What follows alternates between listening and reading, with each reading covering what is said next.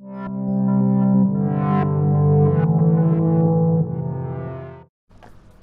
hello, so welcome back to the channel and welcome back to FIFA. As you know, there's not many things to play on FIFA anymore, so I've decided to waste all my coins into buying players for past and presents and best possibles. So I decided to start off the past and presents with my team, Everton, and these are the people who have honourable mentions or are staying on the bench for either chem reasons or for stamina. So Lukaku is off for chem reasons, but great player when he was at Everton. A very good striker. We sold him to Man U and now playing excellently at Inter Milan. So he fits in the bench. We have Adriana Gay, who yet again was a stunning Everton midfielder and moved to PSG this season. We have Calvert-Lewin, who deserves to be on this bench for his first half of the season. It's a shame that his second half of the season really let him down, but he yet again deserves to be on the bench. Next we have a person who's near retirement, which is Joe. He's very old, coming to the end of his football career, but did stunning in his prime for Everton and is still doing really well in the Japanese league, so he will fit straight into there. We have Dan Gosling next, who is on this bench particularly for his absolute stunner against Liverpool in the Merseyside derby to win it in the final few remaining minutes. Obviously his stats doesn't look so good now, but back then he was an incredible centre midfield. Next we have Yerry Mina on the bench because there is another centre back that takes his place with more Everton caps, more Everton goals, and was an all-round great Everton icon. And finally we have Leighton Baines, who is now at retirement, so he will go there as a great memory. Obviously he scored brilliant goals, he was a great free kick taker, scored loads of top corners like the one against Leicester, so he will slot in the final spot on the bench. Next we have Deulofeu, who came from Barca, did okay at Everton, has started to work a bit more as a better player at Watford. We didn't usually play him a lot, didn't give him much game time, but he is shaping into quite a nice footballer. We have John Stones, who was a great Everton defender, but doesn't get played much at City anymore. But yeah, again, still deserves to be here as a special mention. Obviously we've got Gylford Sigurdsson, who's still at Everton and is a great cam, but there's a lot more players that fit in that deserve to be in there. So we have Shane Duffy and Klassen as our final two. Shane Duffy did play quite well at centre-back and Klassen was an okay centre-mid. And I'll get into the team. So in goalkeeper is the 2016 England goalkeeper who did an outstanding World Cup, and it's Jordan Pickford. He did okay this season but didn't do the best, which hence why he hasn't had any informs this season, but hopefully that changes next season when he picks up. At right centre back we have a England call out who's been doing exceptionally well this season, and it's Michael Keane. So he got this inform for scoring the header against Norwich. It was the winner and he's been exceptional for us at the back this season. At left centre back we have a Everton icon, and sadly he has moved this season, but he played for Everton mostly all of his career, and it is Phil Jagielka. He's done exceptional. He was a great centre back, scored an incredible goal against Man United and scored many others like headers from set pieces, and he deserves to be in there. He was one of Everton's greatest centre backs. So at left back we have Lucas Digne, who has been playing very well at Everton. We did buy him from Barcelona, and he's scored free kicks, headers, long shots. He's been doing it all, and he's done exceptional at Everton for this season, so he goes into the left back spot. In the right back spot we have someone who is also near retirement and has played for Everton for so long, and it's Seamus Coleman. This guy has scored so many from right back and even right mid when we've played him there, but not a lot. So he deserves to be at the right back spot. He's been the Everton right back for how long, and he's been absolutely amazing. So in the right centre mid spot we have an CDM actually, who just joined Everton this season, and he was at the very start of FIFA a Footmas and it's Fabian Delph, a great card in FIFA, and a great player in real life when he has been playing, obviously, for Man City and for Everton. So he will go into the right centre midfield. In the central centre mid, we have a shapeshifter who did get a team this season, and it is Richarlison. He's had a fantastic season at Everton, playing striker, cam, right midfield. He has been doing it all, so he will go into that central centre mid spot.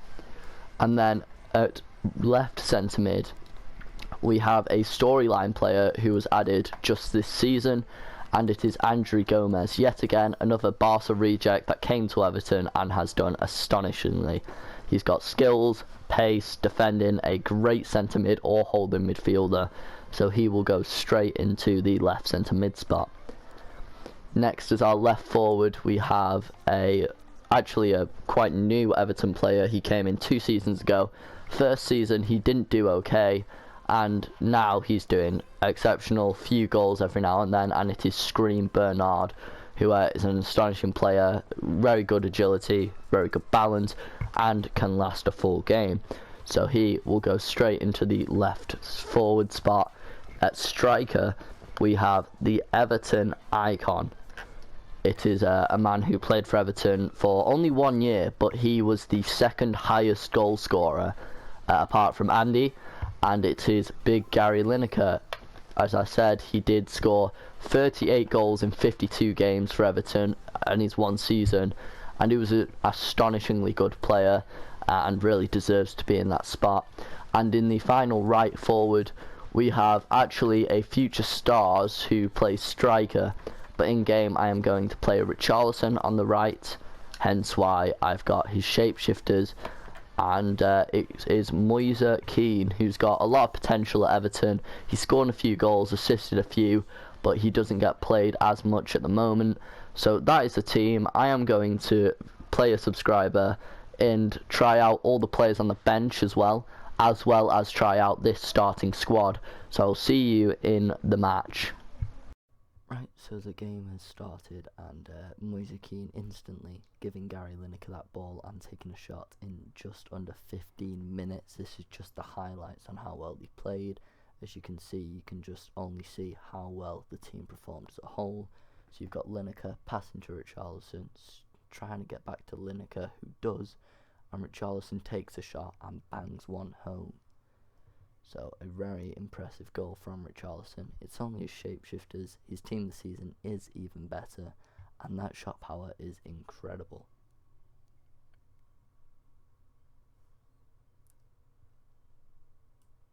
So I get the ball straight back from him on kickoff as Moise Kean striving through with that young talent straight to Bernard, who's been doing great down that left hand side with the agility, the pace, and Moise Kean gets the shot off but just misses the rebound. So at half time I usually put Lukaku as a cam. I have to bring Jackie Elker off because he had 36 stamina, so Yerry Mina went on, and I would usually put either Gaye or Joe on, and usually Gaye would go in instead of Delph, or Joe would go on instead of Lineker. So it all depends what happened, but that was the subs for both games. So that is how the team worked. And as you can see, the subs have been brought on, and already Lukaku gets his touch on the ball, and Lineker from inside the box, and he will not miss those. Right now, second game starts, and we go off to a fast pace of the game. We want to make it quick, easy, simple. So the boys pass it around. Obviously, you've got basically a team effort here. Richarlison on down the right hand side. Lineker straight into Moise Kean, and it is unlucky that he didn't score that. Nick Pope got a very good save. And straight from the corner again, Moise Kean on his head on it, but Nick Pope has saved it again. And it seems like we're on another counter attack as Moise Kean passes it to Gary Lineker, who slots one home yet again. He is such a clinical finisher. He is unbelievable with the shot. His accuracy is amazing and is a great icon to use in FIFA 20.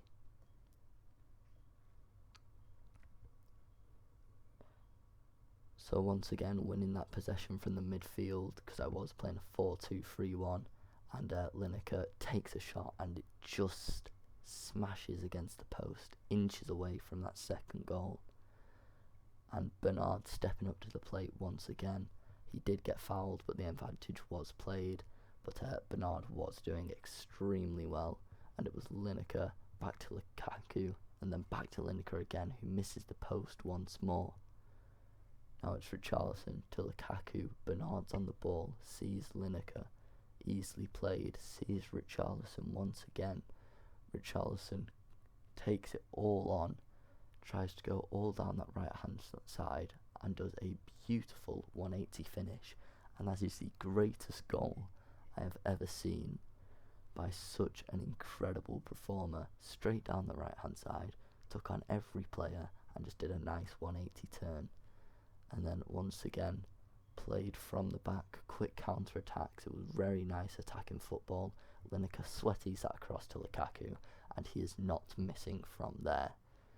And that is Robele's first goal of the episode, and he was an amazing player throughout. As you can see, yet again with the run, turns across to Bernard, and Bernard slots it home, and we win the game 4-3. So overall, really happy with the players. If you do enjoy watching, please make sure you like, and if you are new, subscribe, and I'll see you in the next one.